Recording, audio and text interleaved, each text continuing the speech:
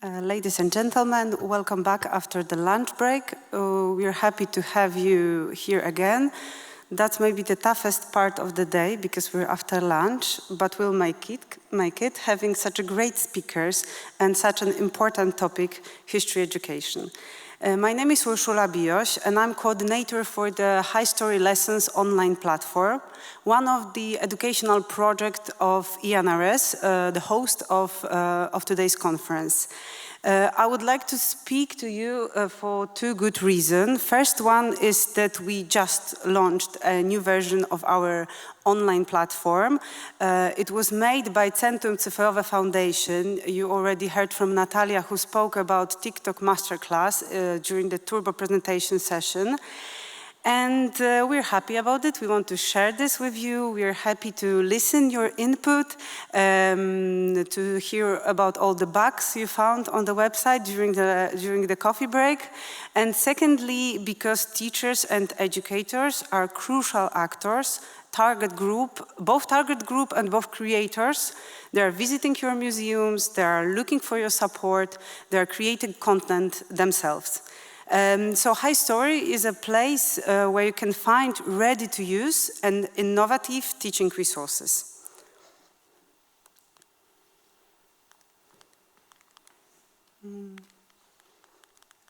How can I do it?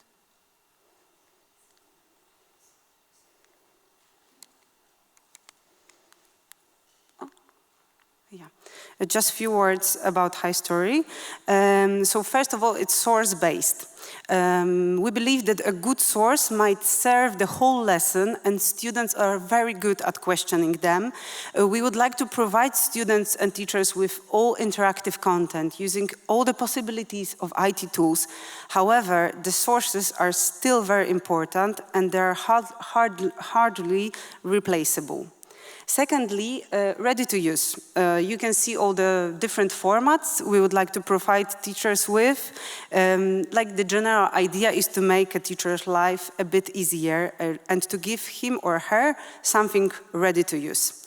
And third point is multi-perspectivity, as our network consists of 5 countries, which are Poland, Hungary, Slovakia, Romania, and Germany.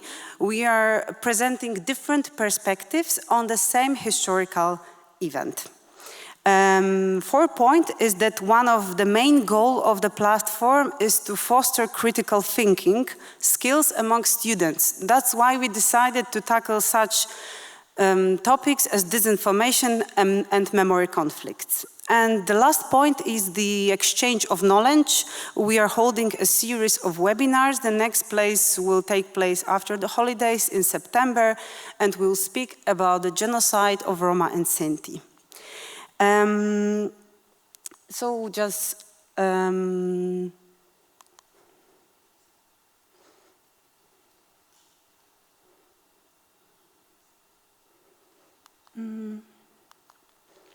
So without further ado, I would like to show you the platform itself, just, to let you to read it through it. There's a main page and there's a heart of the platform, resources for teachers. You can get to the resources directly from the main page. We spend a lot of time of choosing the right photos, and most of them they're on public domain, so we just can use them within the classroom, read about them. And then there's a section of news and events, the presentation of new platform, which is going just right now. And here you can find information about the webinars and other our events. Then there is a section of recommended lessons. There are just only 3 lessons we've picked for a given month because they're, for some reasons, important for us during our ongoing work. And there is a teacher's voice part. I'll just leave you with the quote for a second.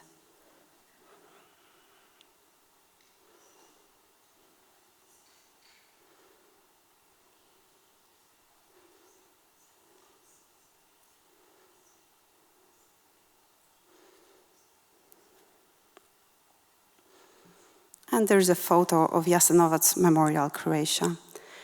And as I said, the heart of the platform, resources for teachers part, where you just can, first of all, choose your language between German, English, Hungarian, Polish, Romanian, and Slovak. As you may see, the main language of the website is English, but still we're just adding content and more translation in other languages. And then you have got a timeline, so lessons group within categories, and then 3 categories, not chronological, but rather thematical.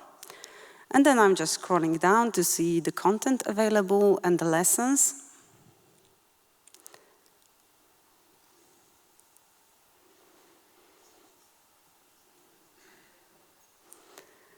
And on the green bluish label, you can see what's inside the lesson, so what might be accessed when I click on it. There's a lesson about the Great Famine in Ukraine, available in different languages. You can read about the photo itself.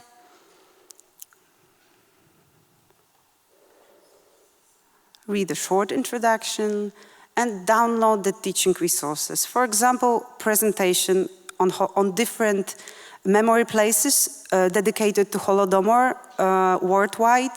There is an essay and there is a lesson plan. The Holodomor is an example of this information because it is the Holodomor, it's an example of a long-standing disinformation.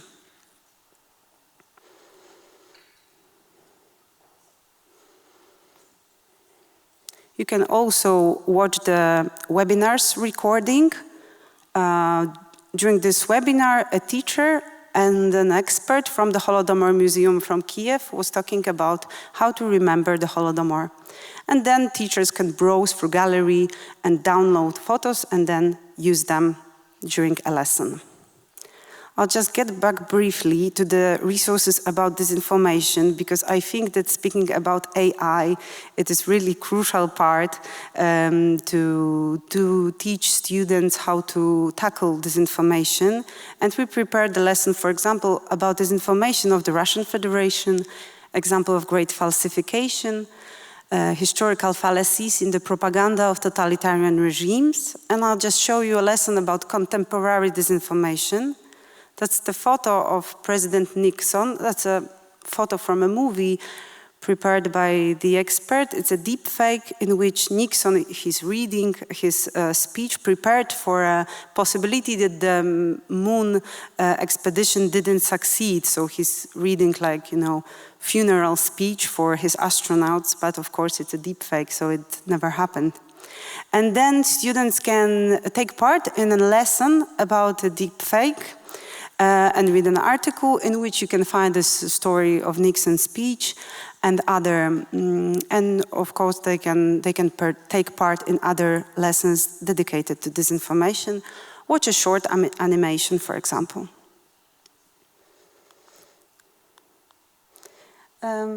So just to underline that our teaching resources has been prepared with teachers because we wanted to involve them, to check with them whether stuff we prepared is comprehensible for them and might be a use.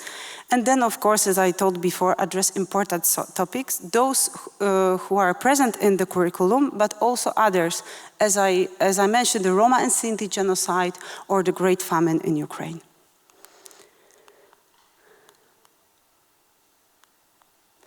And you can see the address of our website, which is high-storylessons.eu, and the QR code.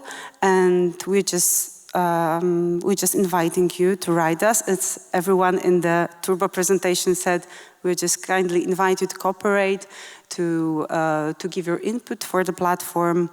Yeah. And that's it. And I'm really looking forward for the great discussion about history education, which will happen now. Thank you.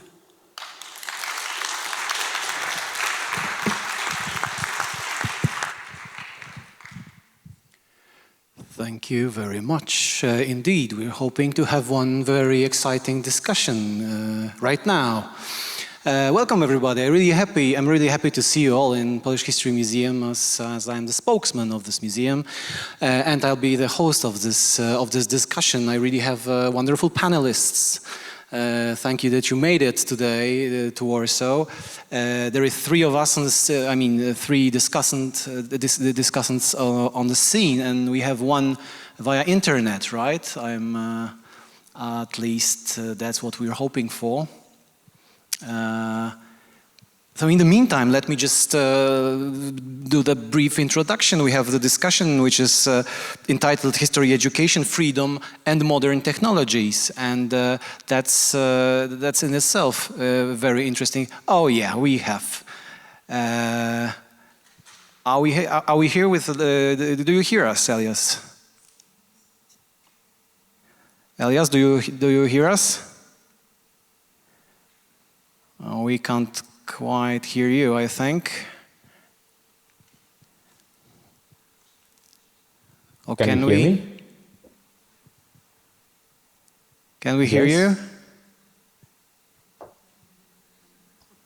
Yeah, I can hear you. Okay, that's fine. So, small pause. Let me then start with the introductory remarks with the introduction of our guests.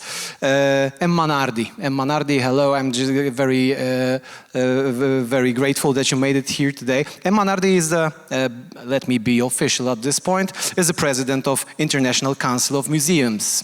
Graduated in humanities, specializing in art and French literature at the University of La Sapienza. Emma is a former full professor of museum education at the Faculty of Education Sciences of Roma Tre University, where she founded the first university museum education center in Italy. Throughout her career, she has continued to develop projects concerning museum education at ICOM's Prague 2022 General Conference. Emma successfully ran for president and has been acting as the official representative of ICOM ever since. Bistra Stoimenova, another guest of ours, is the chair of Bulgarian History Teachers Association and president of the board of Euroclio, the European Association of History Educators. Her professional interests are in modern history, multi-perspectivity and multicultural education, civic education, the use of ICT and the digital environment in history teaching, as well as active strategies for learning. And she is also chief editor of the Bulgarian History Teachers Association journal, Dialogue in History. Wojciech Soczewica, another guest of ours, Auschwitz Memorial from Poland. He's a graduate of the Institute of International Relations at University of Warsaw and the Diplomatic Academy of the Ministry of Foreign Affairs. He currently lectures at SWPS University of Warsaw. And he has worked as the Ministry of Foreign Affairs and later in the office of the Prime Minister's Plenipotentiary for International Dialogue. Between 2013 and 2015, he was Director for International Cooperation in the office of the Polish Commissioner for Human Rights, and probably the crucial function I have already mentioned, that he became a board member and Director General of the Auschwitz-Birkenau Foundation in 2019. And Elias, our guest present here, thanks to the internet connection, as the last guest and last discutant of our today's meeting, is let me be again formal about it. Is representing Ionian University, as I see, and he's a postdoctoral researcher in AI and history at the University of Thrace. He studied at the University of Athens and received a master's degree in modern Greek history. He completed his thesis on historical culture and digital games at the Department of History in the Ionian University.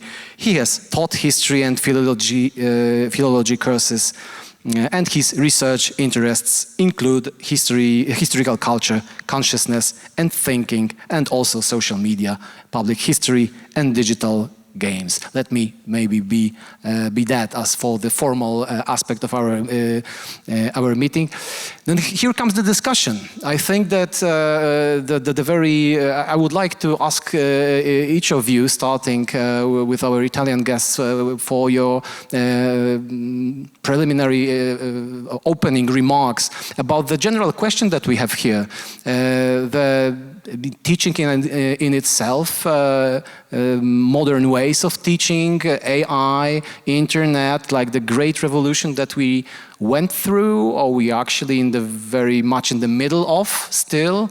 In what way actually the ways of teaching history, teaching about history, to a certain extent maybe teaching about humanity and humanities in a more general perspective. What do you think about it? Like, what's changed? What are the main challenges? And probably the last quite fundamental question, is there really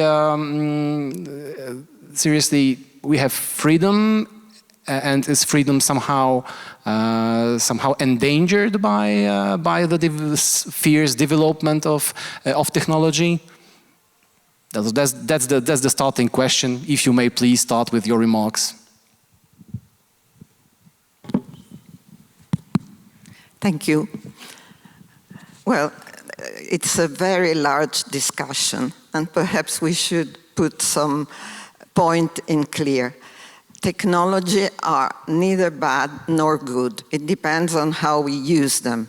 But I would like to say that we should be precise about the age we are referring to.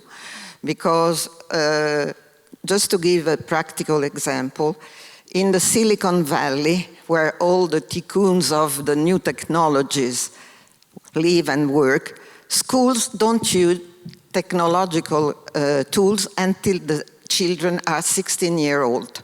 Because before that, they want to develop some skills that are connected between hands and brain. If you use at an earlier stage the possibility of writing on a computer or looking into the internet what you need, you don't develop this kind of skills, which are still now very important. So first of all, the age. Second point, I think that teachers who want to use new technology must have a very large knowledge of their own discipline, because otherwise they risk to be drowned in the mass of information they get. So they must master their discipline in order to select what is really important for the students. And also, the third point I want to make is that they need to have an assessment system just to know what the students have learned from that and improve their activity little by little through assessment. These are my main points to open the discussion, and I want to leave the floor to... Please, Bistra. Yeah, thank you. Thank you. I'm glad that I must start with this, how to say, a really framework of discussion. I will propose you my personal story about me and technologies. I realized that more than 20 years ago, when I started as a teacher, I was very enthusiastic about using technologies at classroom. If you remember, it was in the beginning of 2000, 2001, appeared this expression about digital immigrants and digital natives. So I was, how to say, something between, because I learned to write before to use the mouse, for example, instead of my students, who were more, how to say, natives with devices. But I realized that they are okay with technology, but they are really dumb when they have to search about information, how to use this information.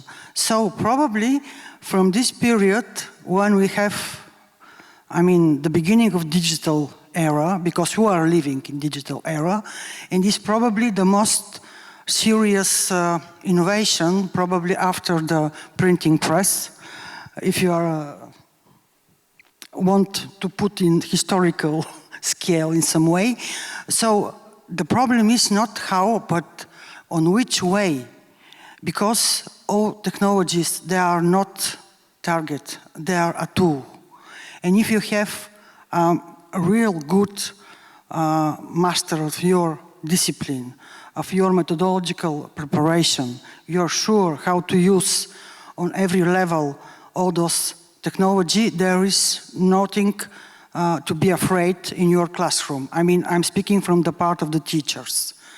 The problem is that for the beginners, I mean the teachers who are beginners, they need help. So I changed my personal story. After that, I became a teacher trainer, and I realized that teachers are needed really a serious help to be aware of their skills to deal with every kind of application or tools. We start to speak about Web 1.0, Web 2.0. Now we are on the 3.0. I mean, they are here, everything, including artificial intelligence, in our everyday life. They, in some different, strange ways, they helped us. So it will be very pity if we are not using them for pedagogical purposes, to be more, how to say, on the level to develop student skills and competencies. And especially I realize how it's useful to put everything when you want to be in general, but especially in history teaching, for example, one of the main objectives of history teaching is to develop critical thinking. So all, I think, digital tools could be used in this way very easy, because they give a lot of advantages. Of course, they have disadvantages, but we have time to speak about them also. Well, definitely, Wojciech, the floor is yours. Thank you very much. Before I jump into this interesting content, I just would like to make a distinction between the Auschwitz-Birkenau Foundation and the Auschwitz-Birkenau State Museum and Memorial. I speak for the foundation, which is an independent entity that has been established 14 years ago to support the memorial fully, so that you also understand that I am speaking on behalf of the foundation, not the memorial, even though there is lots of links and connections in our services to the memorial. I think that I would subscribe to all the statements just made. I would like to share with you two very specific examples when it comes to using new technologies. I would even dare say that most of them aren't new, they are just technologies. They are a given fact we are dealing with in our daily life and daily operations. As the foundation, we sometimes have the honor and privilege to guide people who come to the memorial for visits. Some of them come for official visits, some of them privately, in a private capacity. And I remember that not so far ago, we had one of the ambassadors based in Poland from a European country who decided to pay a visit with his family. They came, he has two sons, teenagers, and while they were walking on the grounds of Auschwitz-Birkenau, these two teenagers, one of them was 13, the other 15, both of them were recognizing the symbols which we all know from either from being there or from pictures. For example, the gate with the inscription Arbeit macht frei. And he said, I know this from Twitter. And then we walked on in Birkenau, he saw the ruins of the gas chamber and crematoria, and he said, I know this from Instagram. So this tells us that, first of all, the generation of today's teenagers, I have two daughters, one of them is 13, almost 14, the other is 9. They live, I'm a bit ashamed because the 9-year-old one is still too young, but she's already very active technologically, not on social media, but it is a given fact. They live in this reality, and this is where they take information from and how they operate on a daily basis even. So I think it is our obligation when it comes to the practice of dealing with history, even with the toughest contents, to recognize that this is a necessity and that this is an incredible opportunity to reach out through these channels to young generations and try to explain even the most difficult contents. The second point and specific example I would like to give comes from the crisis of the corona pandemic, and for those of you who have applied for tomorrow, I believe, is the guided tour in Auschwitz from the museum in Soczewica. This is a tool we have been developing together with two outstanding Israeli startups over the past 3 years, AppsFlyer and Diskin, a tool that grew out of the corona pandemic when no one was able to visit the site, like every other museum worldwide. The difference, I dare say, is that Auschwitz-Birkenau is not a creative museum, an art museum. People go there, and technically, legally, it is of course a cultural institution, but many people go there to pray, to remember, to think back of the darkest times. And very early in the process, people began reaching out and demanding that we provide access in this way or the other because they expect it. And we had no idea. Neither the museum nor the foundation, it is our mission to take care of financing the preservation process of Auschwitz-Birkenau. But we were lucky because we had these partnerships and we were contacted with those outstanding companies. And we started working on a tool, a new technological tool, which now is available and operational, and it allows everyone in the world to visit Auschwitz-Birkenau in a live fashion. So what you are able to do now is to connect with a guide, to arrange a guided tour, which is 1 hour 45, and you would meet over this screen, for example, a guide who's on site, and they would guide you for almost 2 hours in an interactive live fashion. You can ask questions, you can discuss, you get lots of authentic documentation, testimonies of survivors, and so on and so on. And this second example I am always using to demonstrate that it allows people not only who are interested and who have a natural mechanism or reaction, I would like to see, I would like to go, I would like to bring my kids, I would like to bring my family because I might have lost family members there, but it allows us to start working with audiences worldwide who otherwise would never have the chance to visit a place like Auschwitz-Birkenau, perhaps in the future also other places. And because the system is operational, it has been operational since January this year, we already have lots of feedback from users who are confirming that it is not regarded as a replacement of a physical visit. It was never our intention to replace it. We know there is nothing more important than being there in person, but it allows people to make the first step, to get closer to this difficult history.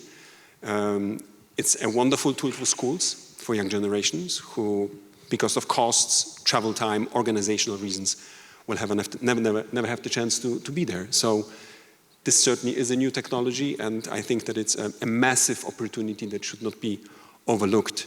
And also politically, it can serve as a counterbalance to demagoguery, to nationalism in its worst forms, because politicians in some countries, in some environments, are using platforms, social media platforms, for their demagoguery, and I think that is the obligation of cultural institutions, educational institutions, to at least provide access with historical facts and try to counterbalance propaganda, which we heard also and saw in the presentation, which I think was very, very interesting. So just two very specific examples, and I'm looking forward to the discussion. Thank you very much. Elias, please, the floor is yours now. I'm sorry that I'm not there due to our exams here in Greece. I'm not sure that we can say that technology is good or bad, because technology is a part of our lives. I mean, it's a part of our culture, human culture, from the beginning of his history. We can find different technological advancements. So I think that technology is a part of our life, so we can create the rules for using it in education, for example, which is our issue for today. We have to accept that our students use technology in their everyday life, social media, games, AI. And we have to find out when, why, and how we can use technology in our classrooms, how we can assess all this procedure, which is the learning outcome of all these use, and which is the main framework when we want to use, for example, AI in our classroom. So I'm going to discuss later all these things with you. Thank you very much. I had this impression after all those voices that were expressed so far, that it is all very optimistic, that actually are at least very neutral, to say the least, either neutral or optimistic, that actually, okay, no one denies that technology is part of our lives. It is to a certain extent obvious, and we take it for a fact as we can't do anything about it. Absolutely, I'm absolutely positive about it. But here comes the question, and I really want to, because Elias mentioned the framework, the rules, those are important. And here comes the question, how to actually create those rules, how to set the frame, and how to set boundaries for usage of technology in history teaching. And let me be very precise. I think that everyday usage of technologies, be that smartphones, not to use any other more sophisticated example, like people get easily addicted to usage of such devices. And it actually shortens the attention span for that matter. And it actually changes the whole perception. And through that, actually it changes, or does it, the whole way, or like old school sort of way of teaching. And I would like you to elaborate maybe on this possible, or maybe I'm just a little bit too negatively driven somehow. Maybe I'm wrong. But what is your experience, be that museal or as a teacher or in any other role? Is it really so also optimistic? What are actually the bad examples or really unfortunate decisions? Thank you, Emma? Well, I'm here to represent museums. So let's talk about museums. Imagine the visit to an art gallery. Museums are very complex cultural objects because they stem from three different histories. The history of collection, why certain paintings are here and not in some other place. The history of the building, because especially in Europe, museums are hosted in historical buildings. And three, the history of the institution, when the museum became a public place where everybody could go. Private collections were only for a few, and after the French Revolution, the Louvre became the place for everybody. Now, I have a class, and I have to take them to the Louvre. It's overwhelming. It's not possible to just look around, I have a tour, because they don't remember anything, and they will get bored very easily. So, from our point of view, we have to use technology in the classroom. So technology is a very big help. For instance, you can examine a painting and see all the details and explain all the history behind it. I think art museums are also history museums, of course, because they give you an idea of the clothes, of the representation, of the allegories, which we cannot understand without an explanation about them. So after this previous lesson, in which all the details are explained, we go to the Louvre just to visit a few rooms and to concentrate on a few paintings, the one we have explained during the lesson. This is a very useful way of using the new technology. What is dangerous, in my opinion, is when a kid of 10 years old, just look everywhere in the web and gather information that are somehow contradictory and overwhelming. And this is not good to create his mental representation and to develop their ideas. This is my point. And also, we are here, may I add something? We are here to speak about tolerance, peace.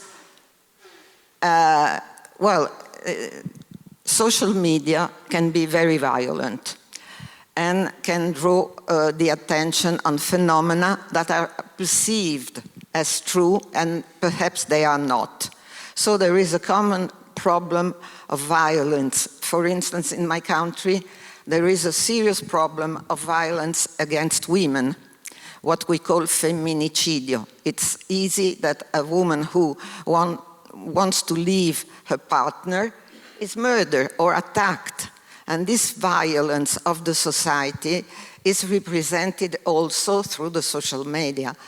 So if we want to have a peaceful society, we must begin fighting violence where it is and trying to understand what it causes is.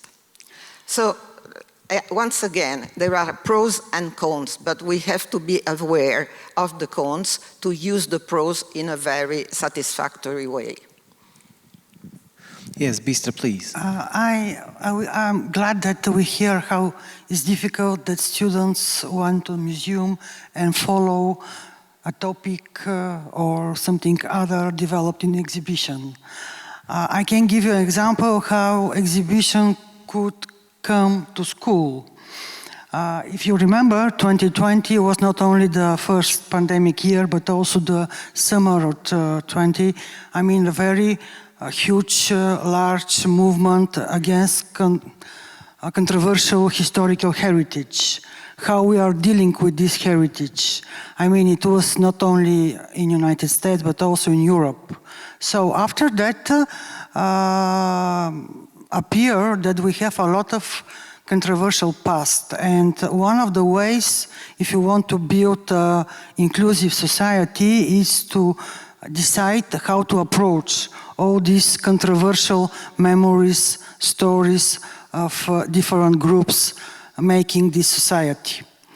And Euroclio developed several projects which are based on multi-perspectivity, of course, to make it interesting pedagogical approach for teachers.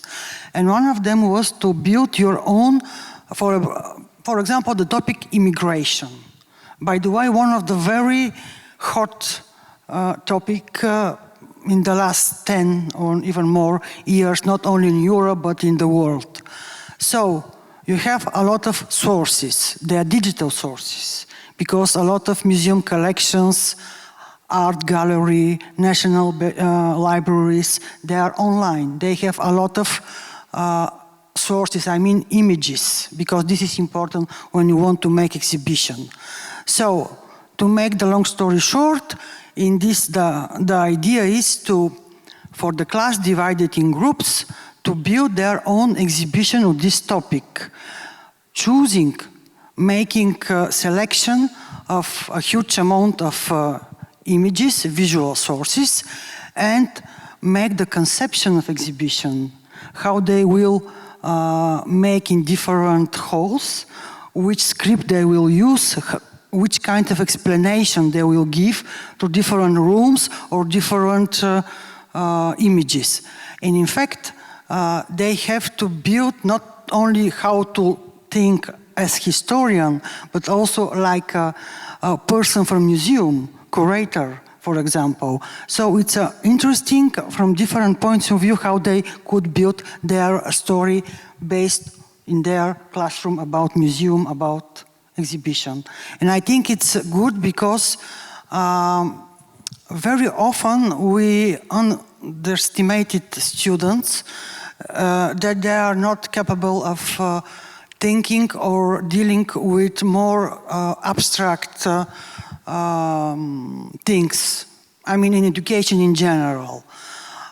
In this case, in fact, students could be capable to develop not only skills but also competencies which are more important not only for history teaching but for their life after school, for example. So it's one example of this.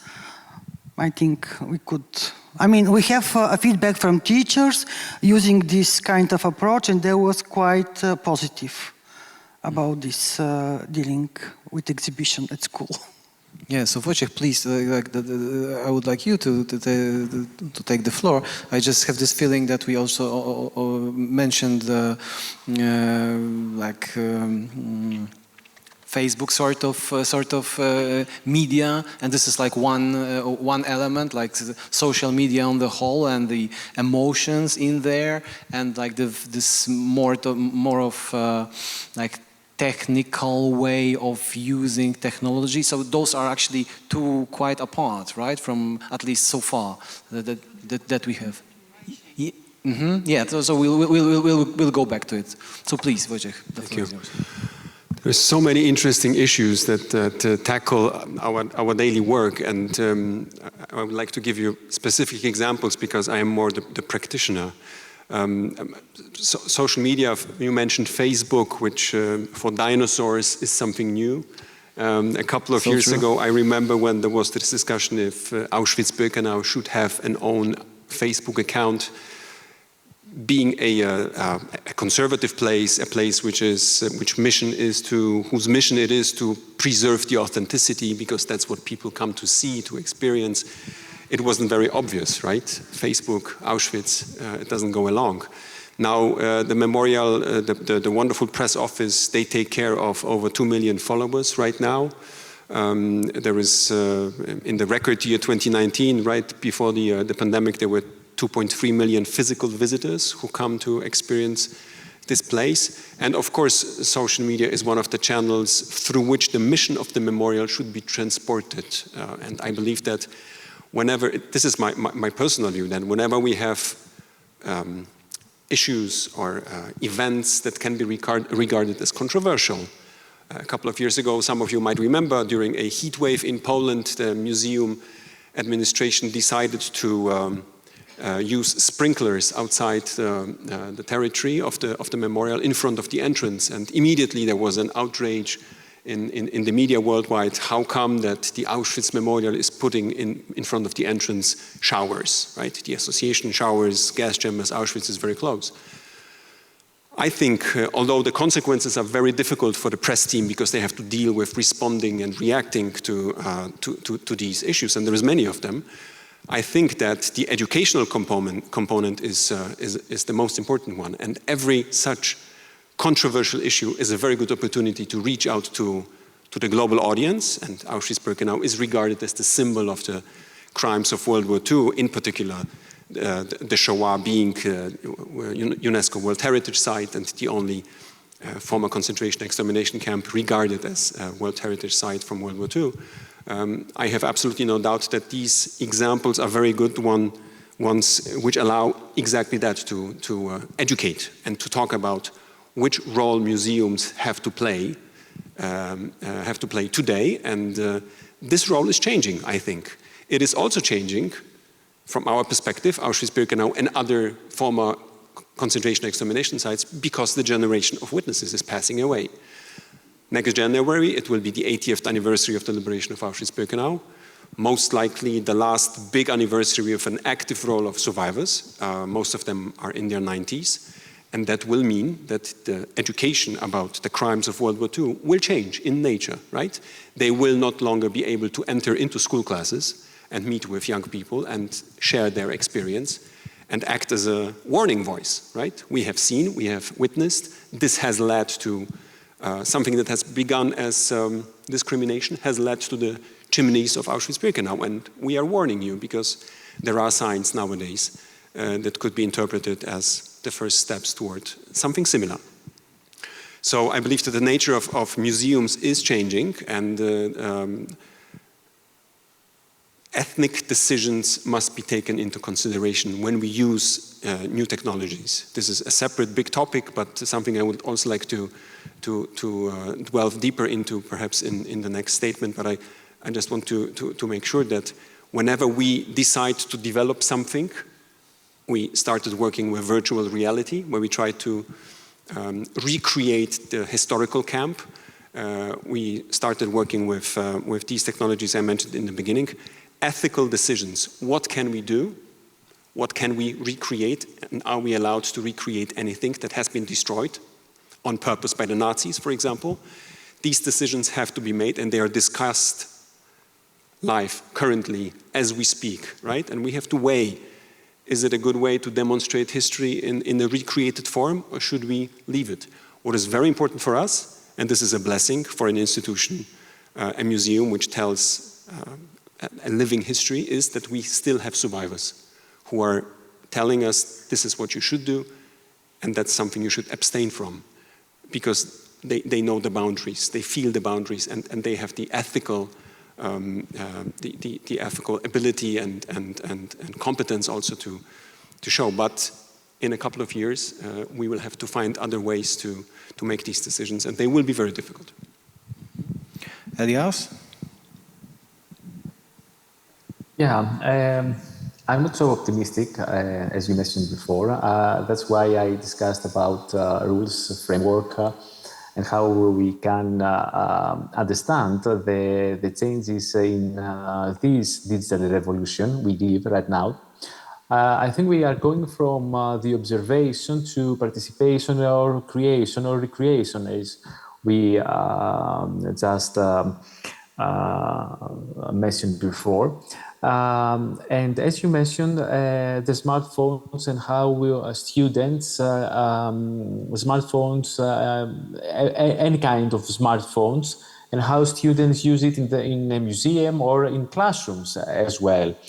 Why do we mention about that? Because there are several narratives from social media, from games, from search engines, from AI, I mean ChatGPT, for example.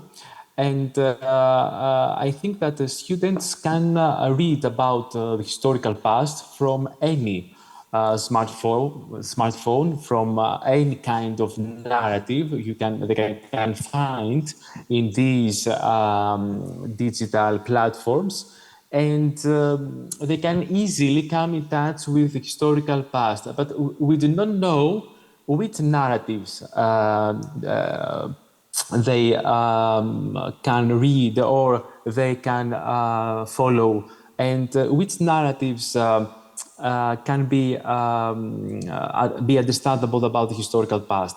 I mean, we don't know if they can criticize the data they receive, if they can have an idea if the data are, for example, biases or there is disinformation involved. That's why we have to train our students in every age about all this data.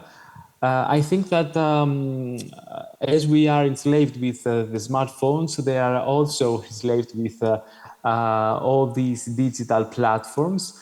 And the main idea for my point of view is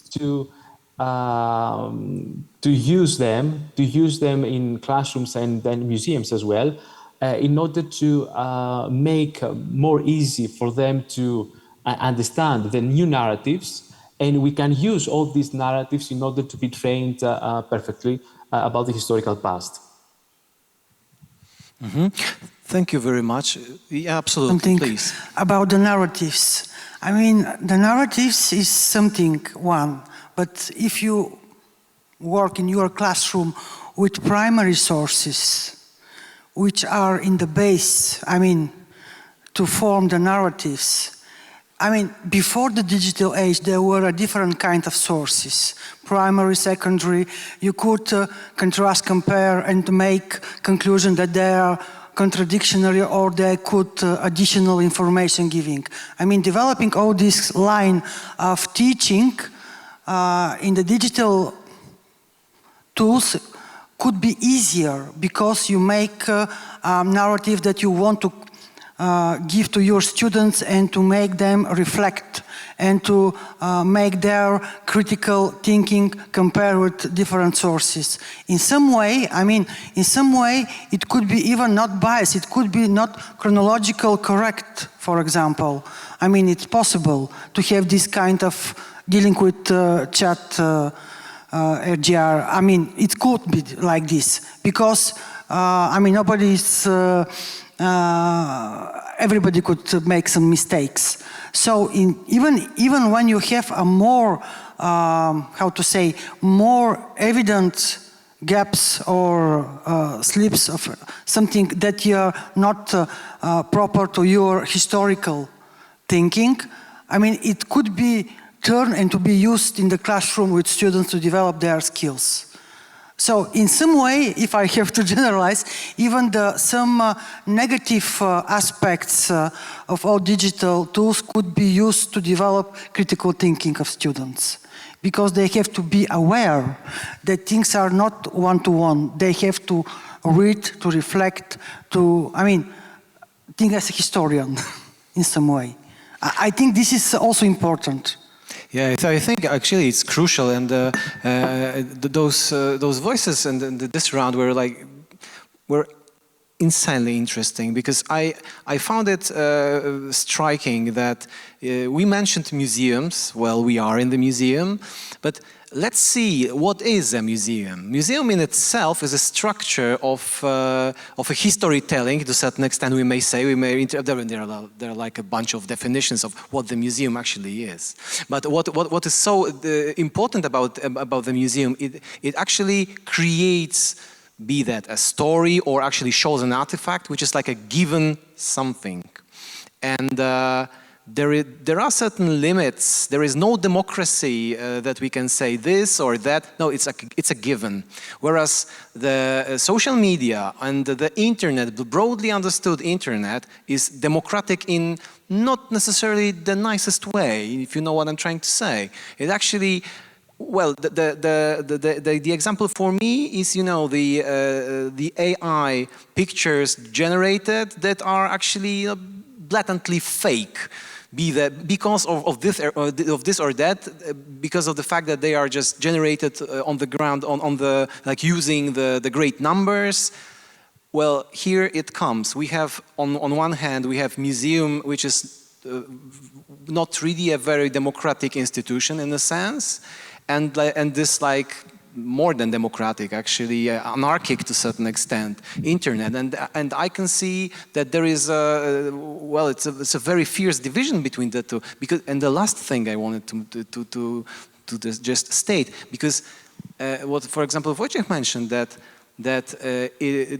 those tools, those technological tools are not made in this intention to just be you really through them want to enhance people to visit the actual place. And it actually shows me the fact that actually we are coming back, at least to a certain extent, to this sort of conservative way of showing the people. You mentioned that we have survivors, as we still believe this is the strongest message that could be sent. So sorry if I didn't want to be no. A participant of the discussion, but I really tried to structure the.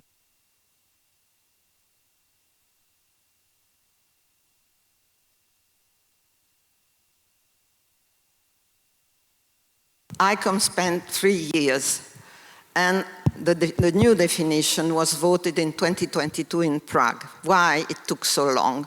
Because there were two main interpretations of museum. One's based on the research, on the study, and on the collections, and one mainly based on the participation of the public. So you see, it's obvious that in the new definition, these two missions are both considered very important. And what's new is that the participation of communities is seen as an active factor. It means that when you go to a museum, you shouldn't have a person who just explains to you what you have to see, what you have to appreciate. But you are an active part of the visit, showing what you understand, what you like, what you would like to change. And it's a dramatic difference. And not all museums are up to it, but it's a way, I think it's very productive. And in this kind of new action and mission, it's obvious that new technologies can be a big help. Yeah, but still, I think that to be an active and fruitful, to wise participant, you really need to be prepared to be the one. And still, we are talking about how to teach. So sometimes those that are to be taught are the beginners without any previous knowledge. And here comes the question that we can say that this active participation is something very interesting and positive in a way, but it can be dangerous. It can. I mean, if I can think of, being in, for example, like Auschwitz-Birkenau Memorial, it's like a super ultra sensitive topic and place, and being, a barbarian there, you're still active, but not in the best way, or probably in the worst one. This also constitutes some sort of danger. But this may be a little bit too abstract. What do you think? Does it make any sense? I think that most successful museums are those that they have some special section of museum workers who developed special didactics to deal with different age group of students, pupils, from secondary school especially, but also primary. Because every age there are some specific features combined with the most important things of museum collections, and especially the curriculum objectives. Why you need to visit a museum, I mean, in traditional way. But even in the online version, I mean, the virtual tour, I saw a lot of museums sites. They have already pedagogical sources. So depending of the topic, they could be used by teachers, because I think to visit a museum face-to-face in presence or virtually, you have to, students have, kids should be, they have to make some task to do there. Not only to look, to be, surprised, amazed, however, they have to really to link this visit to museum with their teaching at school. So they have to make some kind, you have to deliver something after your visit. It could be to make some tasks, or to write something, or to draw something, doesn't matter. But important part is this. And when museum prepare such kind of resources, it will be wonderful adventure for both sides. Absolutely. Please continue being an active participant of this round. Competence is demanded, so do not abstain from that. Thank you also for mentioning the fact that Auschwitz-Birkenau, like so many other memorials standing from this part of history, is there to exactly reflect the historical facts as they were, and this has been our mission, and it will continue to be our mission, I think. And having said that, I would like to also, because we mentioned the role of survivors, I think the more time passes, the bigger the role of guides will be. When we started working on this platform for remote guided visits, it has a title, it's called Auschwitz in Front of Your Eyes. Very clearly, and that was also an intention of the Auschwitz Memorial, the educators there and the staff, it became very clear for us that this technology has to be human-based. Many people who come to Auschwitz are interested in history, are interested in the historical facts that took place there. I think that many people don't know where they're going. If they're tourists coming to Poland, to Krakow, for example, and they have some time, and in their hotel they might find a flyer, Auschwitz-Birkenau, you should see it, and they decide to go. And to me personally, I go frequently. And whenever I take a visit, whenever I take a tour with a guide or with colleagues who are educators, I always discover something horrific, usually. So I think that many people who come for the first time might be surprised how dark this part of our history was and still is.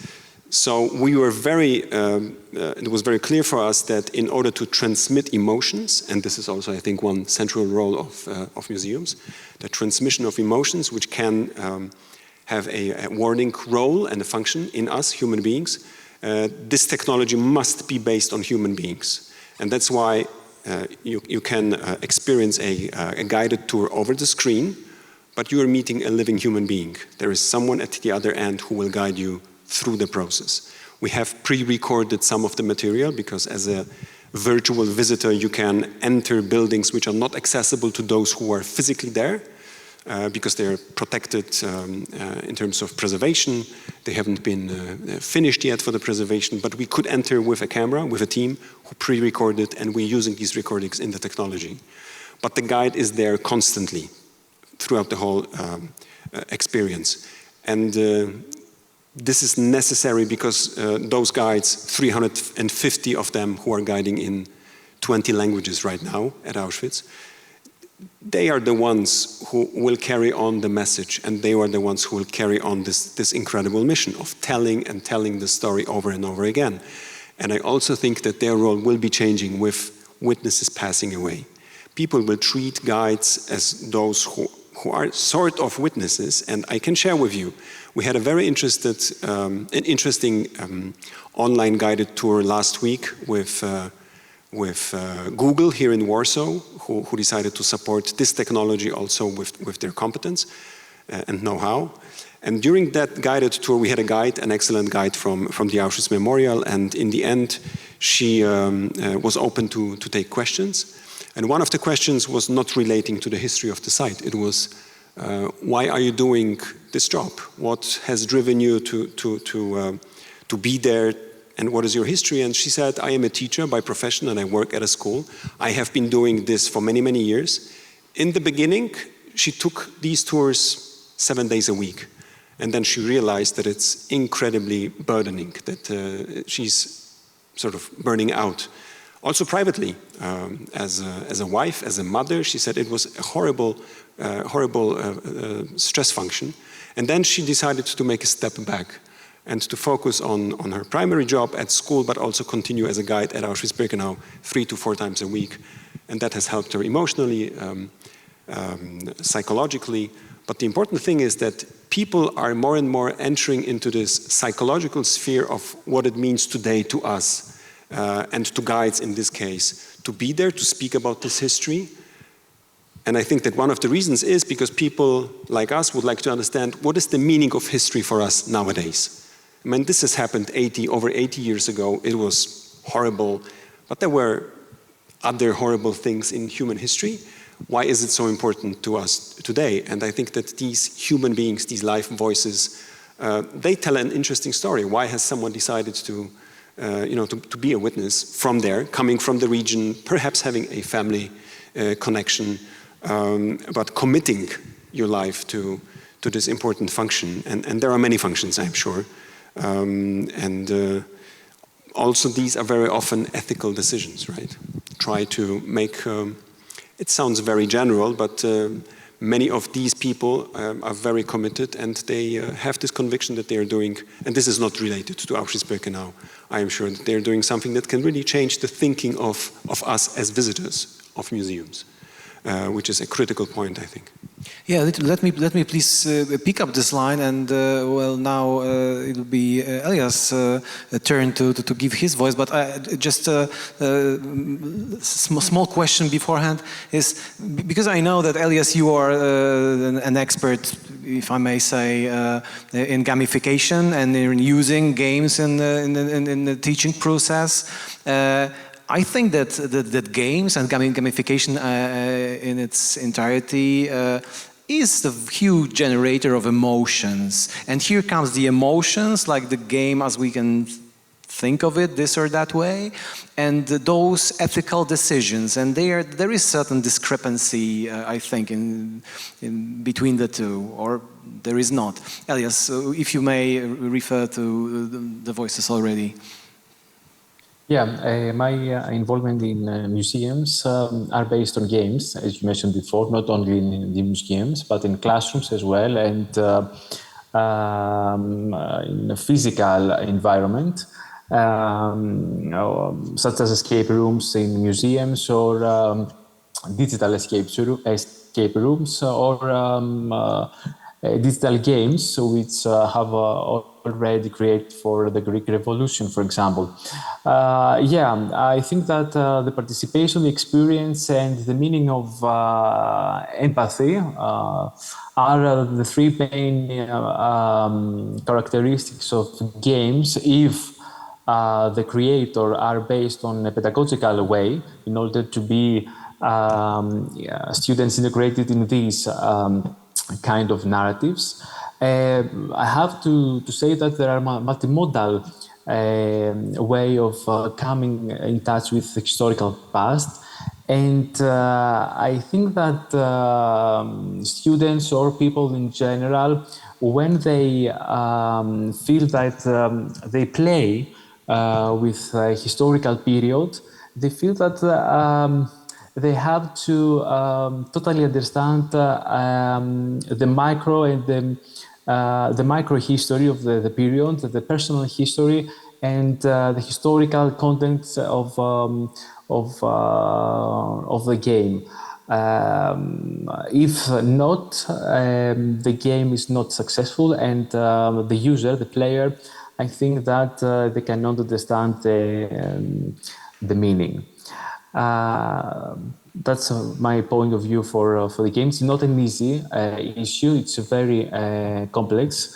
And going back to the narratives, yeah, I agree with the way of using evidence in class in order to follow the same thing in smartphones or anything else. But I think that we have to know very, very well how all these social media, games, AI works. It's not so easy. It's not the same way to analyze the evidence, the narratives, as we already have done in our classrooms.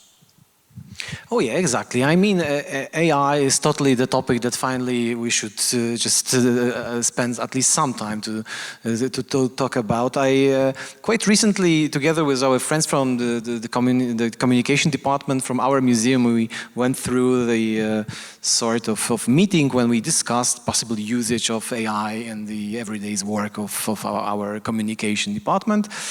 And we actually came to a conclusion that it's, to put it mildly, not very useful. And because there are so many moments in which it can be misleading, that it's still better not to use it at all than to risk using it and then have certain problems connected with it. Would you elaborate on your experiences with AI and whether it's good or bad? Or, I mean, on the whole, AI is pretty much, or could be, everywhere. Do you have any personal experiences with using AI, be that in the museum, teaching practices, or like any sort of foundational activity? Are there any, or this is pure, theory now? I mean, apparently artificial intelligence will change a lot of our life. Probably it's changing even now. I mean, when you open your search box, before you want to ask the question, there's something like your suggestion of question. So in many levels, we are, how to say, living with artificial intelligence. I think that all this discussion, all this probably of media interest about artificial intelligence is part of the notion that education historically is one of the most traditional conservative area of society. So every change, especially when you are dealing with technological side, it's very painful for this system because they have to adapt. They have to make more open. I mean, not about only the human factor, but I mean also about the curriculums and everything that follow after curriculums, as textbooks, teaching resources, etc., etc. So, I mean, in many levels, when you are dealing, and in the last 20, 25 years, I think in European level at least, there is a huge progress on level of curriculum, national curriculum, especially in history area. They are more and more based on competencies, which it means, you know, there is this cliche, history it's only dates, which is not true, in fact. History teaching, especially in the school version, it's comprehend a lot of skills and competencies, not only knowledge concerning some persons, facts, dates, chronology. To make a cause-consequence teaching, I mean, this is quite difficult connection. You have to deal with different sources, different periods. Time, it's almost the most abstract notion, in fact. When you have to teach 5th graders, for example, that the ancient world is before minus something like century. I mean, everything it's difficult to explain in this. Digital tools give you a very easy opportunity to realize if you have some kind of, for example, digital tools to create a chronological line, a very easy way to represent this, to represent the representation of time, the sense of time and how they could move different periods. I think that a lot of progress, especially when you are dealing about the history teaching, civic education. It's not only about the skills, competencies, but also value-orientated education. Because here the huge topic is about freedom. But freedom, it's very important part of the living a democracy. So everything like this you could students could learn about values of different periods, of different societies. And of course, they could work with sources. They could use artificial intelligence to speak with somebody from the ancient history or more recent, I don't know, Napoleon Bonaparte or somebody like this. But I mean, the problem is that they have to put some kind of their vision of all those facts. And there are a lot of teachers, trainers, researchers in this field that they share their experience. I mean, to our audience, I really recommend to visit the site of euroclio.eu. They have a podcast about the different aspects of using artificial intelligence in classroom, how you prepare the initial teacher training, how in-service teacher training could be done in this aspect using new technologies. So they have a lot of, the most important part I think is that teachers could learn all the time. I mean, this is the important part. You have to adapt yourself as a person. Probably this is the most hard decision you have to take in some way, because you have to adapt to your students, to different technologies, you have to learn. But I think this is also the important part, because you develop your professional skills also. So in some way, I think it's positive, because if you want to learn, we will learn. The problem will be this part of teachers who don't want to learn, and they have to, to face all this technological progress and how they should deal. But I think we developed in the last 10, 15 years, especially after pandemic situation, when you have so many examples of online blended learning. So, it's possible. It's not like some mission impossible in education to make all these things realized in the real life. Even in face-to-face classroom. You still could use a lot of digital resources created because of online learning, for example. But they could be used also on traditional way of learning in school. Yeah, what I may say about the AI is just a very short line that, well, I'm totally not an expert in the field of AI, no IT, but anyway, I discovered recently that AI is said to have learned already how to lie. Because it, you know, somehow it pays off in this sort of. And actually, I was struck by the fact that actually AI is no longer something neutral, but something. Well, I'm not trying that is necessarily something bad, because human beings also tend to lie here and there from time to time. But this is like way more complex, like this AI thing. So. But this is like maybe just a marginal remark. Emma, would you like? Yes, I would like to open my concern about the difference between the well-off students and those who are of a lower class. I think that, for instance, artificial intelligence can be used by the upper classes students because they have somebody behind them explaining. But in the other case, it can be just confusing because of the time problem that our colleague was raising, and also because they don't have who can explain to them what they find. I use artificial intelligence, and I was looking for respect, and I had a string of texts dealing with respect from Plato to Seneca and so on. So, I mean, it's confusing if you don't have somebody to explain to you what it is. And my concern is very big because I see that the gap between well-educated people and less educated people is becoming wider, which is a real threat to democracy. And we go back to the idea of freedom.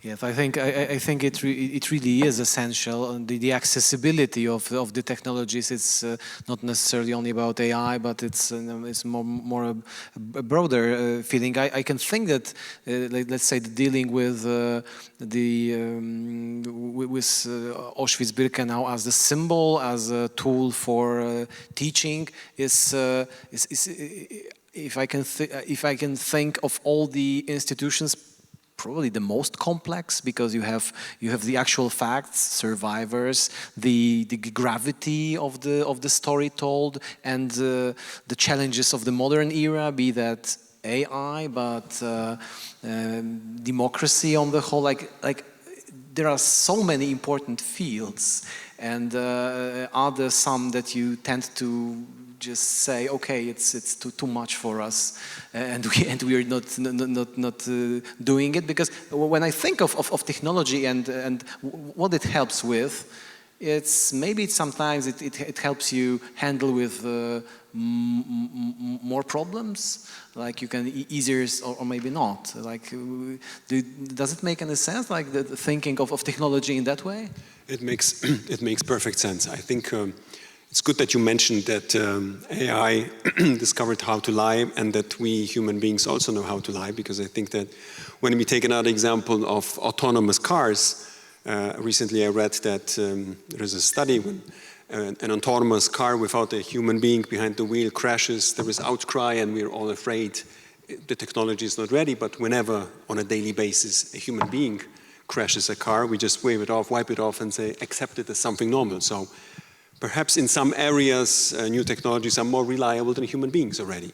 But I think that at this stage, we're not willing to accept that, and it certainly needs to be controlled. In our sphere of activity, there is some very strong boundaries where there is a strong tension.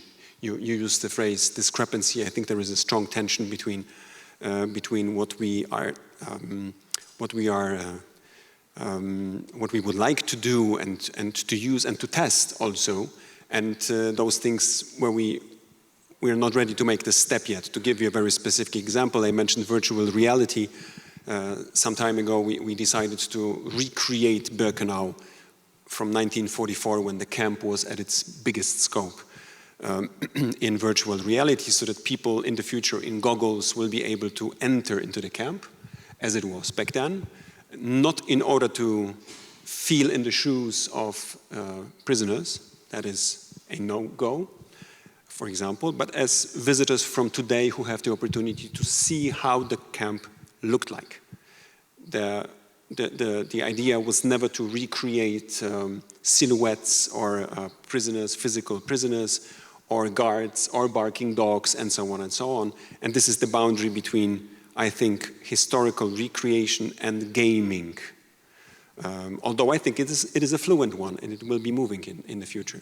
But this is something we never trespassed, and where we know that we don't want to even give people the impression that they can sort of feel how it was, right? That's something we don't want to do, and we wouldn't want people to feel like how it was during the operation of the camp. However, I think it has a very important educational value to open new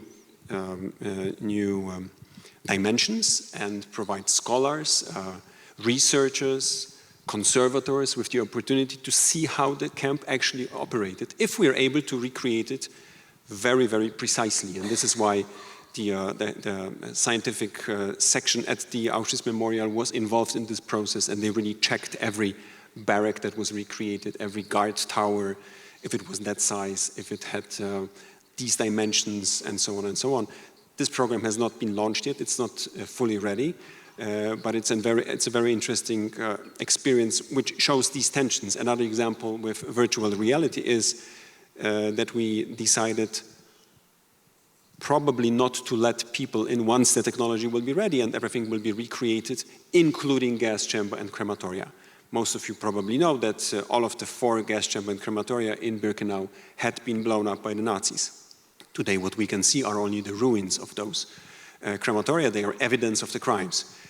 In the virtual reality technology, we are able to recreate how they looked, the dimensions, the size, the function. We can recreate the passage from the ramp towards those gas chamber and crematoria, and give people a better understanding of the process of the mass killing of 1,100,000 people on site. However, most likely we will never allow people to go into those buildings. That's somehow an ethical decision, right? We don't want people to see how it was inside, because that would be an effort to try to ease curiosity, maybe. So I'm not 100% sure, and I'm always very open at admitting that there is lots of questions, and we don't have all the answers ready. Many things are changing, and new technology is imposing on us a thinking process and a decision-making process.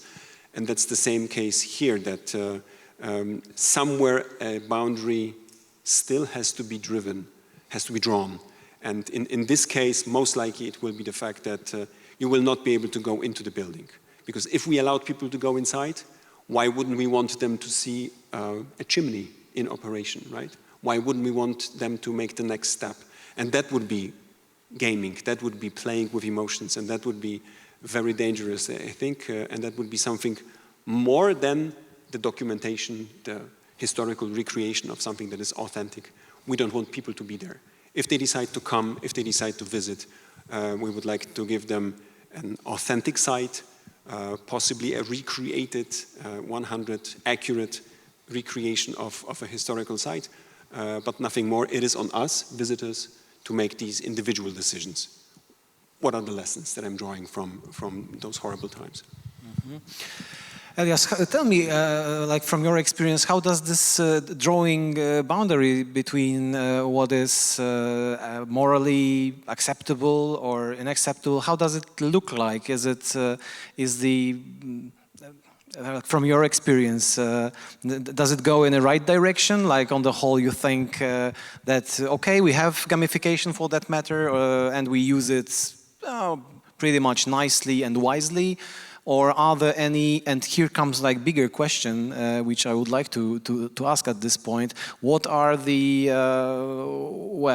the defeats of technology, and what are the biggest, flops that we actually got to know, be that in teaching history in the class, I mean still referring to technology, or in the museums, or in any other field that we're talking about today?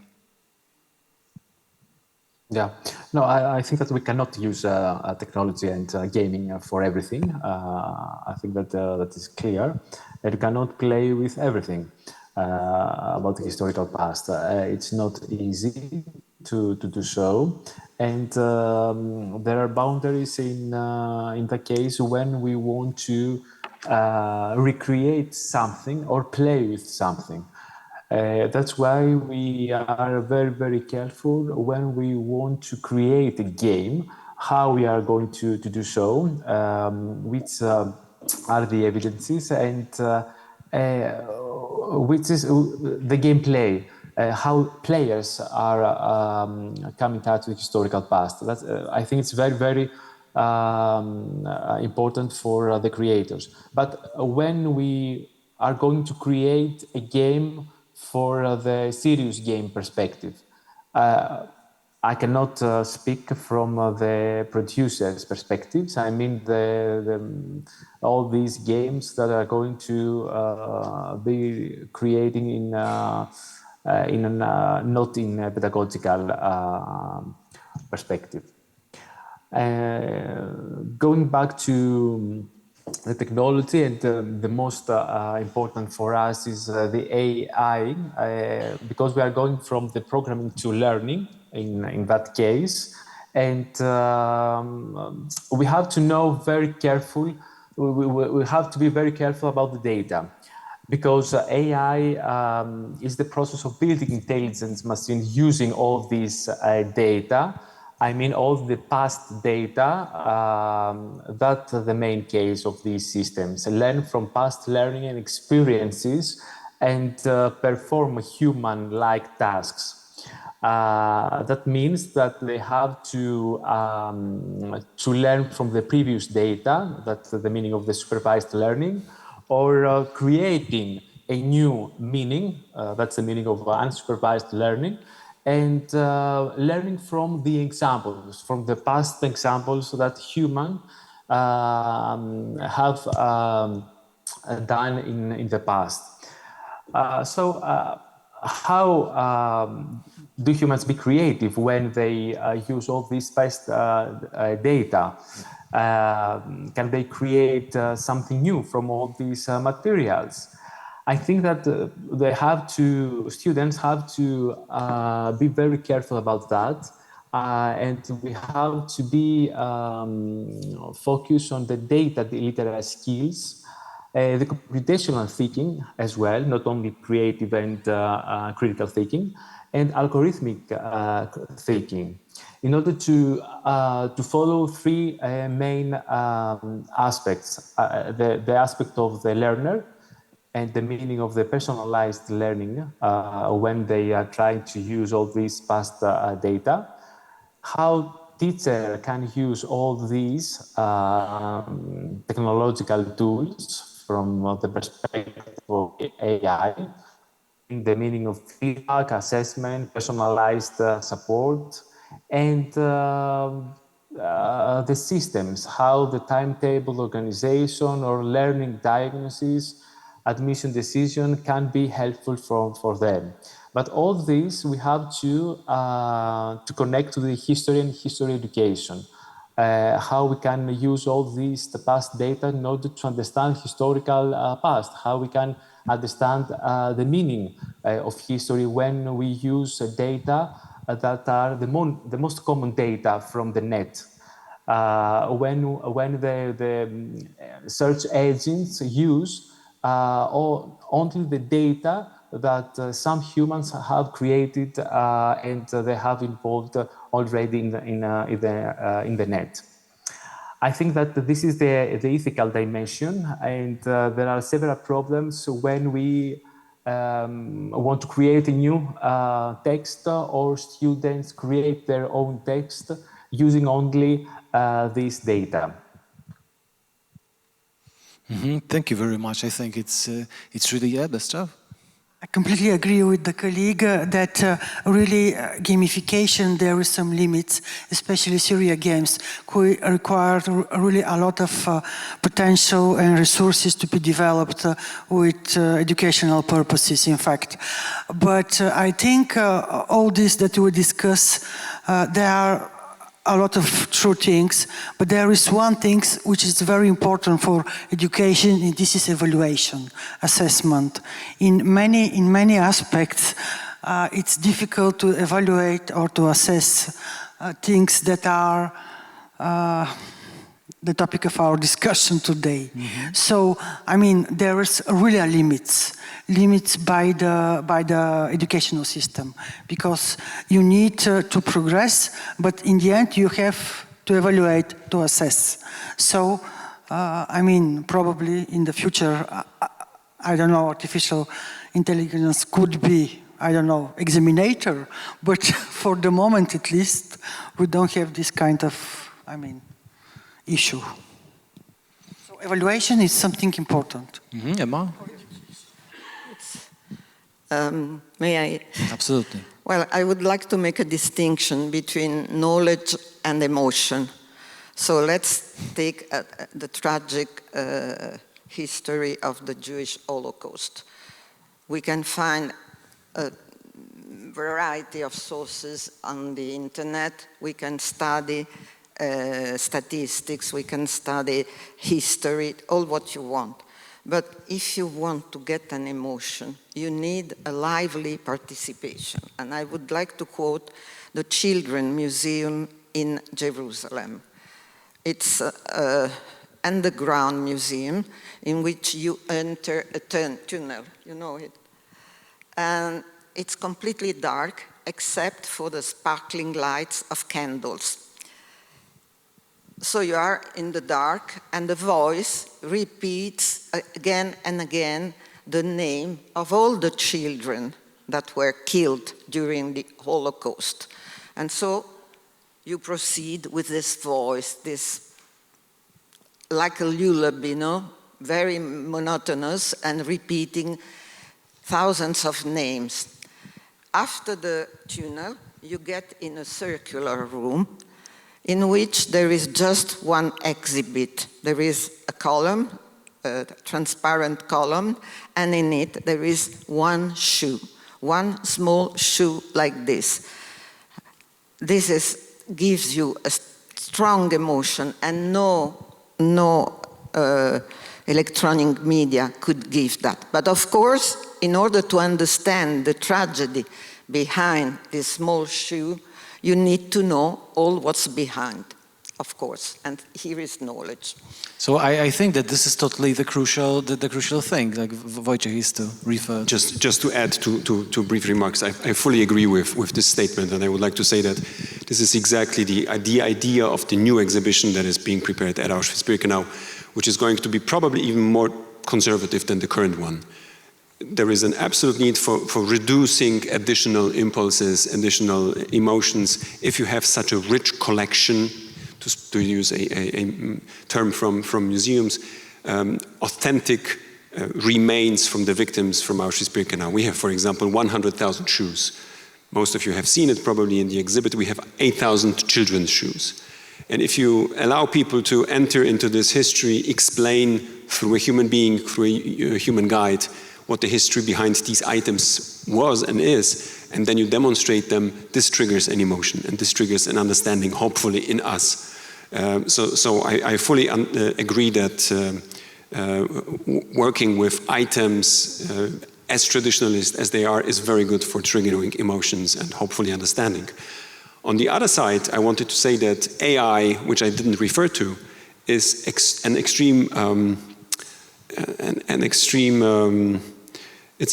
very interesting to approach this topic, and we as the foundation, but also the memorial, because we started working with new technologies, we are being encouraged to use AI, because as you know, for example, for researchers, there is lots of testimonies of survivors, right? Especially from Auschwitz-Birkenau, which probably was the most international camp with lots of people from all over Europe, mainly Jews from Europe. Some of them who survived went back to their countries, became members of their societies, and started writing, and that's why we have so many testimonies in so many languages. But scholars or people who are interested in history, they can't possibly read in all the languages. And AI is a very interesting temptation to use the technology to translate, perhaps not into all languages, but let's say to translate into one language or maybe 2 or 3 languages. And this is a very interesting offer, I think, to have the opportunity to get access to testimonies on the basis of AI. And these technologies are getting better and better. They have to be proofread, of course. But I think that this is a very interesting direction and something that we would like to look into to make it the history and the lessons from even more universally accessible. Not only for us here in our part of the world or Europe, but also more globally. Auschwitz-Birkenau is a place which is visited by lots of people from Korea, from Japan. More people are coming from that part of Asia, which is very interesting. And it's not so easy to make the contents of the museum accessible to them. So AI is one of the tools that I have no doubt will be used in the future also to a larger extent. This is insanely interesting, and I think that given the fact that we have a little bit more than 20 minutes left, this is a good moment to just give the voice to our audience and ask whether there are any questions for our participants, and we are ready to answer them. Because I mean, otherwise I'll have some more questions up. This is out of the question. Are there any? Is this anyone in the audience that want to join the discussion? So yeah, please bring it on. Yeah, I have like two aspects just to jump in. First of all, it's like it touches democracy and AI. So in the sense that what's computing speed that is increasing right now, it's not only about computing speed, but also AI is something with speed of processing data and intertwining data. But democracy, I talk about democracy on 2 aspects as well. First of them, it's what is written in internet today and who has and why is there and how many unknown histories are not there, sources there. So this is one aspect, and I'm talking about the world, not about Europe and internet.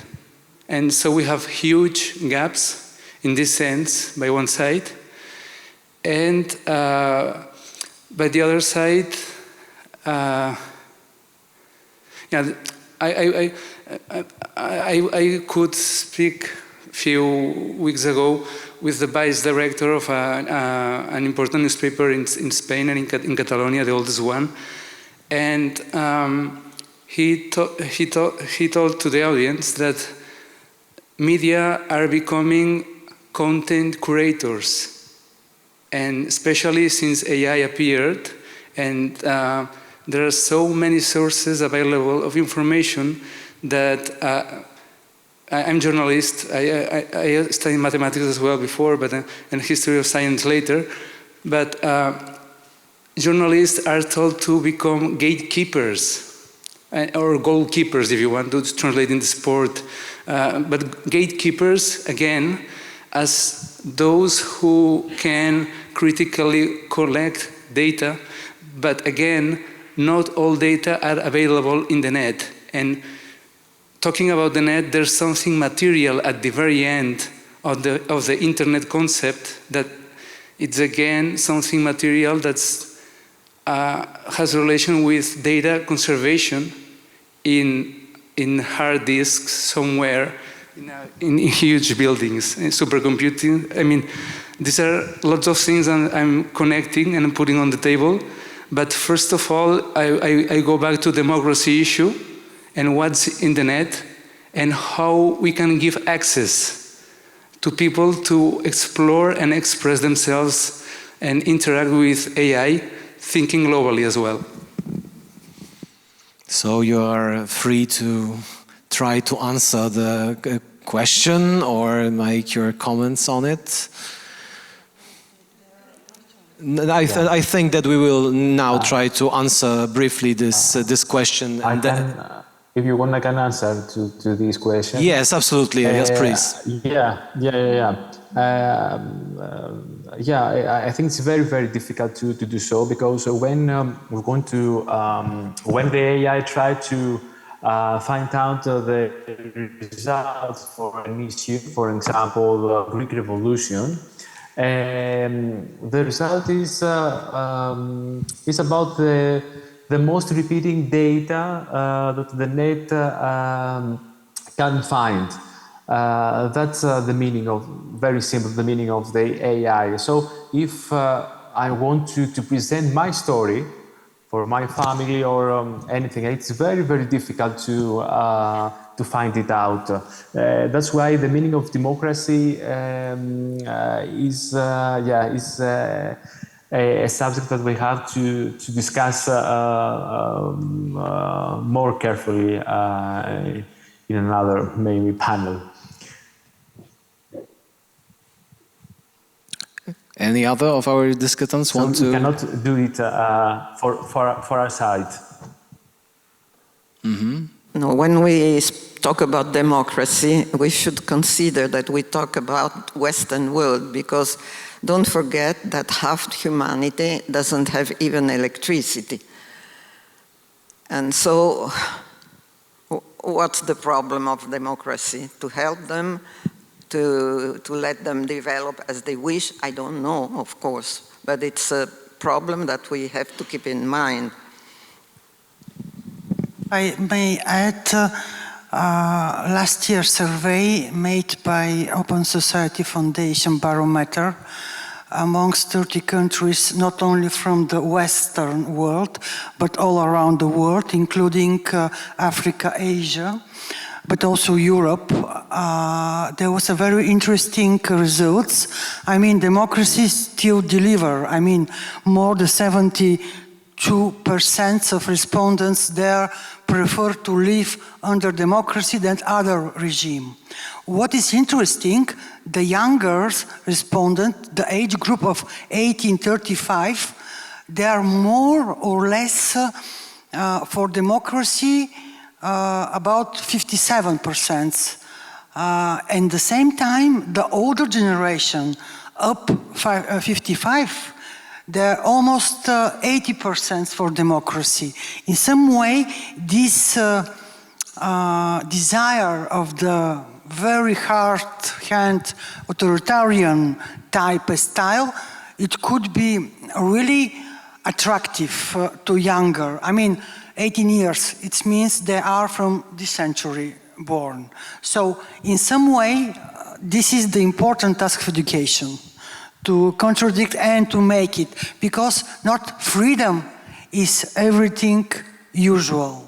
I mean, there was society, there was period without freedom, only like, you know, like a dream.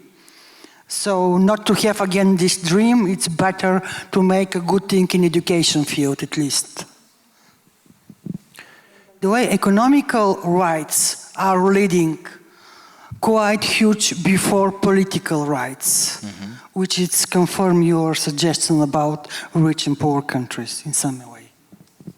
Thank you very much. We have another question, please bring it on.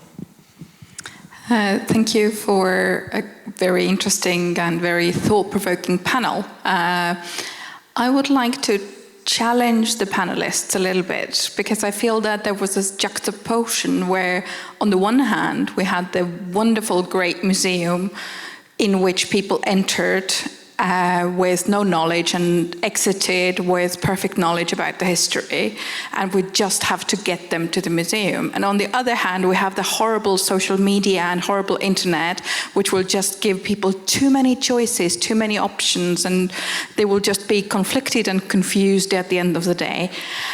But we all do know that the sense-making in the museum, even as however traditional exhibits there are, is an active process. So people in the museum do make sense and choose what to believe and what to not believe and what to go for and not go for. So I was just wondering, because also in the face of the great evil of AI, we are also in forgetting that museums have also, let's say 5 years ago, went through quite a lot of self-critical analysis, saying museums have not been perfect. We've not told the stories in as good way as we could have. But now we suddenly have a great external enemy in the internet, and we can just say like, oh, museums are still back perfect. So I just want to sort of like reflect a little bit, or invite the panelists to reflect a little bit on that, museums as the great holy grail of knowledge, and in that contrast of internet being just too much of everything. That's the question we have. I understand your question. But, well, this opposition is too strong. There is not the goodwill of the museum and the bad will of the internet, and they very often interact, in fact. But consider that museums are not neutral. The way they present themselves, it's not innocent. They lead a message, and it's important that the public understand the message. Otherwise, they are passive visitors. So this is the real problem, because we are talking about democracy. Democracy means understand what's critical thinking is. And we go back to the teaching of history as a mean to reach critical thinking. So I understand your opposition and your challenge, but I agree with you that there is not a strong division and opposition. I just want to say that in order to use internet well, you need to have a certain culture. Otherwise, you are just lost. I think we have to improve our digital literacy in general. I mean, in the museum, but also like general public at school, and also social media. Because, I mean, it's important. 20 years ago, we didn't discuss digital literacy because it was not necessary. Now it's something imperative, I think, to orientate. I mean, if 1 century ago the phrase, it's true because it's published in the newspaper, now it's probably not true. So we have to to deal with information in general, not only on social media or etc. Wojciech? Thank you for the challenge. This is indeed very, very interesting. I wouldn't subscribe to the view that there is this strong opposition. I really believe that technology is a tool, and it should be used by memorials, which are by no means perfect. They are only created by humans and human visitors who, as I said, I believe discover lots of awful things when they visit Auschwitz-Birkenau or other sites. When it comes to new technologies, and the thing we have done in the past 3 years with these online tours, we had to make a decision because 80% of the visitors, of those 2 million who come annually, they take a guide for the experience, 80%. So they have a critical voice, they have someone who is extremely competent and who guides them through the process. A standard tour is 3.5 hours. Now you can ask yourself, is this enough? Is it too much? Everyone knows who has been dealing with history that this is not enough. There is never enough time to visit any museum in the world, and it's always a compromise, a selection of topics, of accents that we try to look into to understand the background better. When we were dealing with the new technology, with these online tours, we knew that it is impossible for people to sit in front of a screen for 3.5 hours, attention span, right? We were in the midst of the pandemic, and we knew there is fatigue, people have enough of Zoom, they have enough of Teams, they will never be able to sit in front of a screen for 3 hours. So we had to limit the span of these online tours. They are now 1 hour and 45 net. This changes if there is lots of questions. And in most cases, there is lots of questions at the end, when people really open up and they have done the full experience. They have been to Auschwitz, they have seen the roots and then the development of the massive killing plan in Birkenau. and then they start asking questions. Even more young people ask questions than older generations, which is also a very interesting takeaway. And this has also shown us that in preparing this program, we had to make the decision, what do we give up on? But there is, of course, critical points which we cannot omit. You know, when you walk the path towards the gas chambers in the end, there is things you cannot omit. The positive thing with new technologies is you can save time.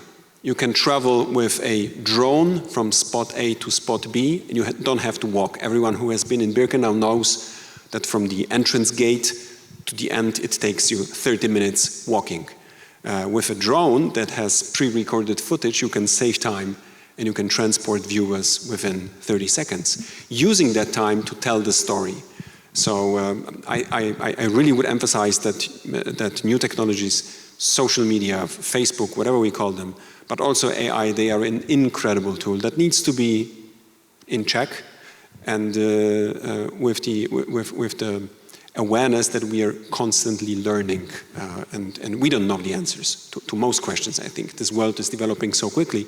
That's an obvious statement. I'm sorry for that, but we are learning as we speak, and that's I think the interesting counterpoint. Thank you very much. Elias, would you like to contribute to the answer for this question? Yeah, just an idea for my activities with my students. I prefer creating an activity to have a look on the controversial narratives from an exhibit from a museum, a performative video on TikTok, a text on Twitter, text from ChatGPT, and some part of a game, in order to discuss the differences about the narratives, the who, why, and trying to find out the meaning, the message from any narrative, and why there is a difference. There are differences between all these media. Just an idea for an activity, and how I use it from different narratives, from text, museum exhibit, performative wave on social media, ChatGPT, and gaming. Mm-hmm. Thank you very much. Do we have any other questions? Okay, one more.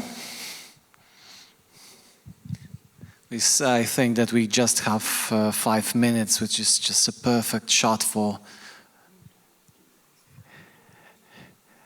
Okay, 2 hands, but just one question, I think. Okay. So get on, please. So do you think AI can be a threat for narratives? I mean, I'm talking about eventually fake news, and how do you prepare yourself to fight against fake news? Okay, and the very last question, last question. Any other,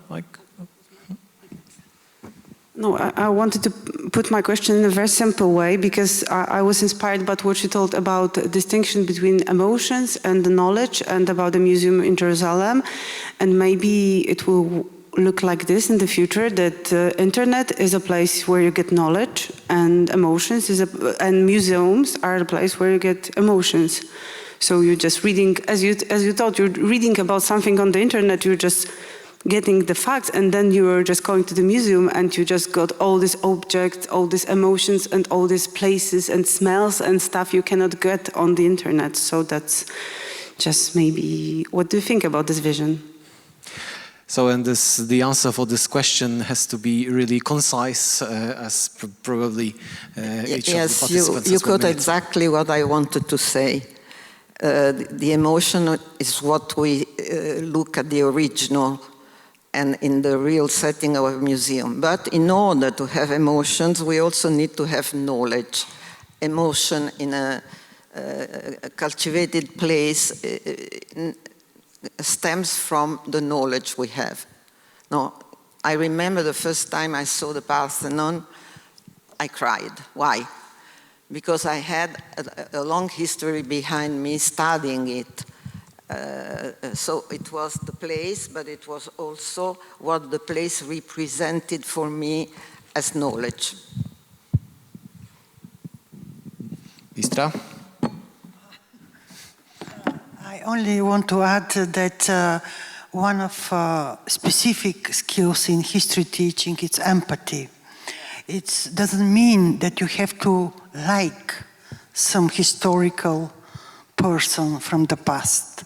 It means that you can understand why those people acted in some specific way, why they took decisions, important or not so important, but with consequences. So it's to put on this place of this other person, to understand this person, because usually we transfer our thinking from today to the past, which is not the better way to deal with the past. It's very easy to blame people for many things, which is not, not necessary to be like this. It's better to understand, to make different perspective to all those past events. So empathy, it's really important. It includes emotion, but not only emotion, of course.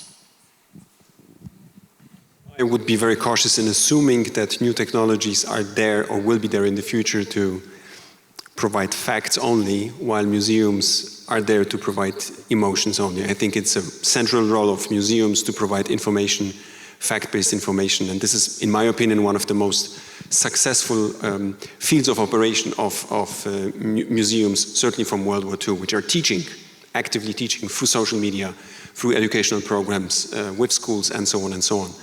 But also because of the fact that we should be aware that the internet and new technologies are providing more and more complex ways of sensualizing our reception.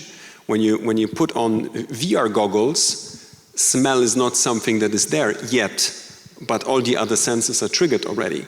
So I think it's not a very far distant future that we will be able to experience very emotionally history through new technology, and this is actually something we see already now with, I'm sorry for going back to these virtual tours of Auschwitz, but we are collecting feedback forms from participants, and they are telling us very clearly, especially young people, it is extremely emotional. And depending on the national groups where they come from, I think I can say that it's been a very interesting experience to hear from mainly German-speaking young audience who are saying that it's extremely emotional for them to go into the barrack where pseudo-medical experimentation has taken place and where survivors from these experimentations are speaking and sharing their experience. Only from Germany, very interestingly. But these young people are saying this is very harsh, this is very difficult to swallow, and perhaps you would like to work with this. So new technologies are very emotional, and they can be an interesting entry point and encouraging people to actually come in person and visit museums in the future. Thank you very much. Elias, last sentence on your part? Yeah, I agree with that. That social media and new technologies are very emotional. That's why they have created in order to be connected with them. It depends, of course, on the person, the platform, the context, and how you are really engaged with them. Thank you very much. I think that we have spent some fruitful time here discussing both freedom, a bit of democracy, and modern technologies. Thank you very much, Emma. Thank you very much, Bistra. Wojciech, thank you very much. And Elias, thank you very much for your presence via internet. Thank you very much to the audience. And here we are. This is the end of our discussion today. Thank you.